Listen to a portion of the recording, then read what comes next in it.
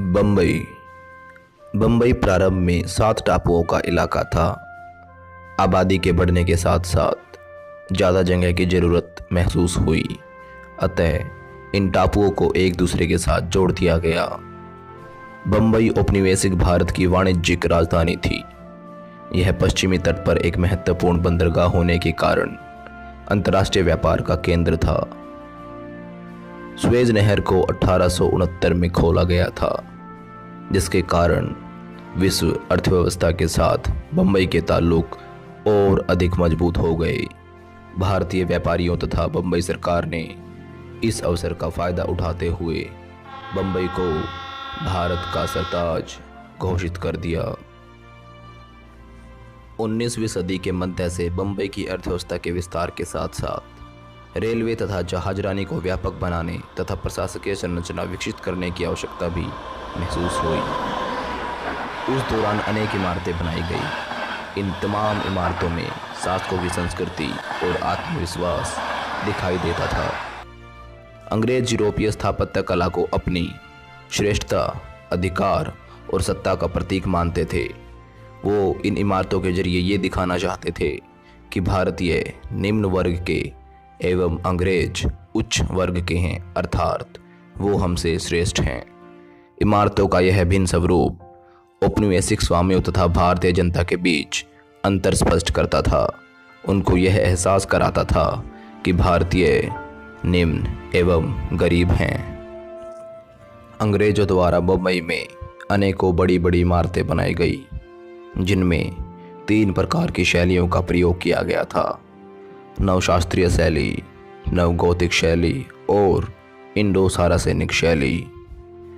1833 का बम्बई का town hall नवशास्त्रीय शैली का एक उदाहरण है। सचिवालय, बम्बई विश्वविद्यालय तथा उच्च न्यायालय, ये तीनों नवगोथिक शैली के उदाहरण हैं। नवगोथिक शैली का सबसे सुंदर उदाहरण विक्टोरिया टर्मिनस है। इंडो शब्द हिंदू का संक्षिप्त रूप था तथा सारासेन शब्द यूरोप के लोग मुसलमानों को संबोधित करने के लिए कहते थे, जहां से विकसित हुई इंडो सारासेनिक शैली। इंडो सारासेनिक शैली जो कि हिंदू शैली एवं मुस्लिम शैली का मिश्रण था, अर्थात अनेकों घर इंडो सारासेनिक शैली में बनाए गए थे, जो कि हिंदू शैली एवं मुस्लिम शैली दोनों का प्रयोग करके बनाए गए थे। इनकी नीचे की संरचना हिंदू शैली में बनाई गई थी, अर्थात हिंदू शैली के तरीके से बनाई गई थी, एवं इसका ऊपरी हिस्सा जिसमें गुंबद भी बनाया गया था, जो कि मुस्लिम शैली के अनुसार बनाया गया था। गुंबद के अलावा इसमें मेहराबों का भी प्रयोग किया गया था। इस प्रकार के जो भी इमारतें बनाई गई, उन सभी को इंडो सारासेनिक शैली के द्वारा बनाया गया।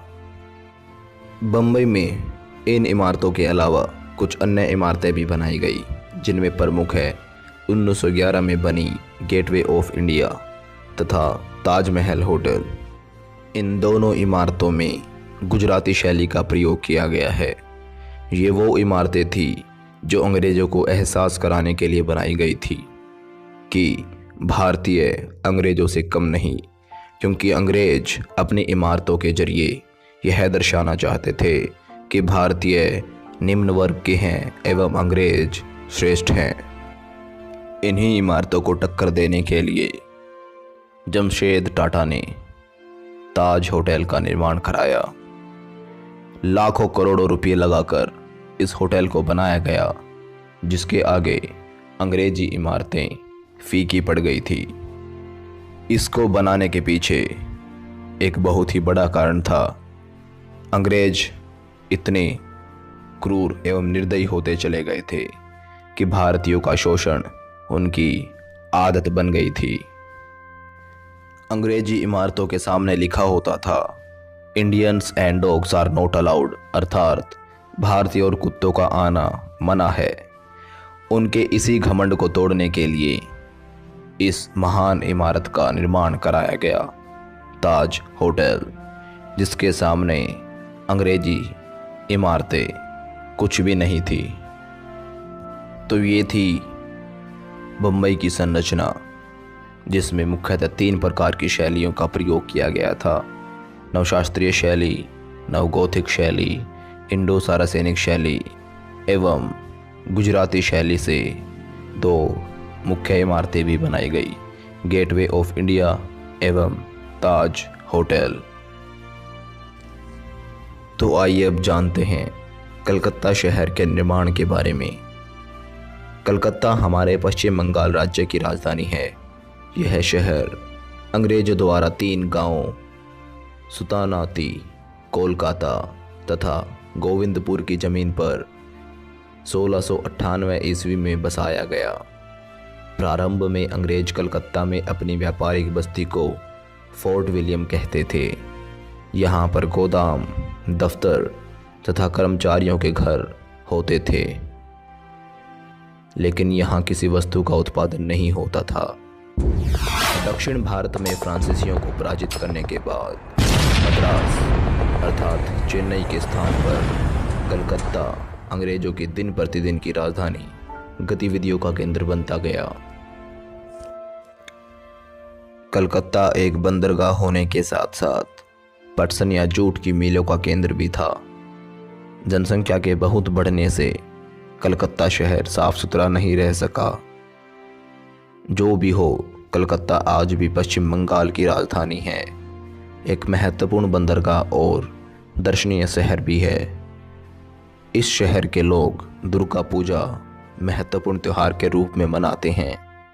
राइटर्स नामक बिल्डिंग अंग्रेजों द्वारा कलकत्ता में बनाई गई। मूल रूप से इसे ईस्ट इंडिया कंपनी के नौकरों, जिन्हें लेखक के रूप में जाना जाता था, के लिए बनाया गया था, ताकि वे भारत में आएं तो उन्हें उसमें ठहराया जा सके। बाद में इसका उपयोग प्रशासनिक कार्यालय के रूप में किया जाने लगा। तो ये थी कलकत्ता की संरचना। तो आइए जानते हैं मद्रास की संरचना के बारे में। ईस्ट इंडिया कंपनी ने अपनी व्यापारिक गतिविधियों का केंद्र सर्वप्रथम पश्चिमी तट पर सूरत के बंदरगाह पर बनाया था। वस्त्र उत्पादनों की तलाश में अंग्रेज व्यापारी पूर्वी तट पर जा पहुँचे। उनके द्वारा 1639 में मद्रास पट्टनम में एक व्यापारिक चौकी कायम की।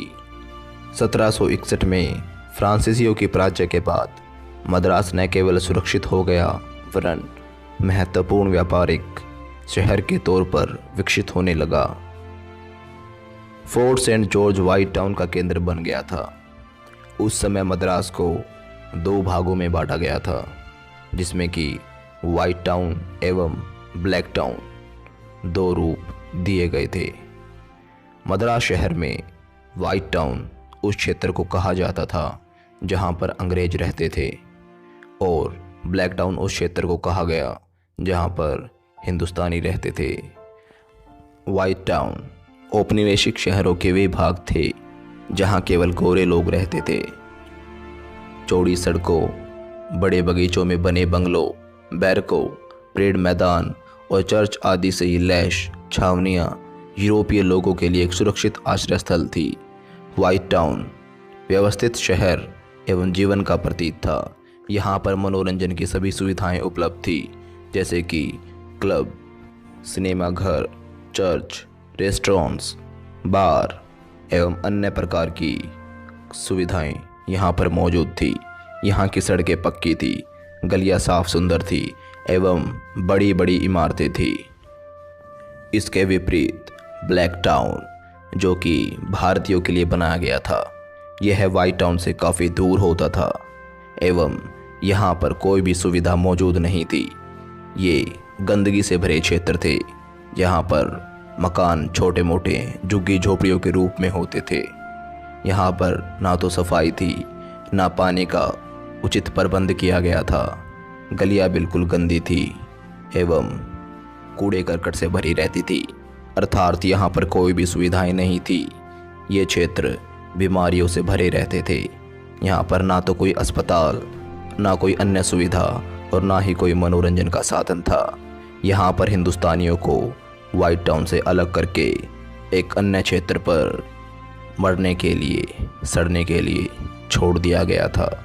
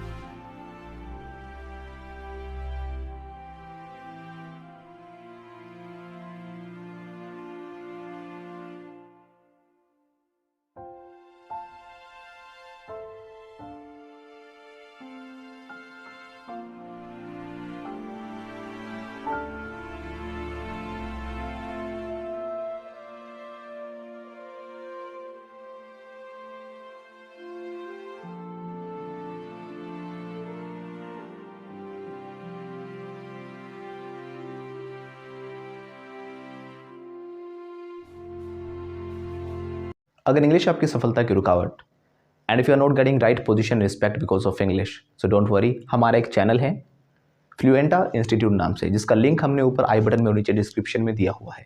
या फिर आप यूट्यूब पर फ्लुएंटा इंस्टीट्यूट FLUENTA INSTITUTE लिख कर भी सर्च कर सकते हो, हमारा चैनल आपके सामने आ जाएगा।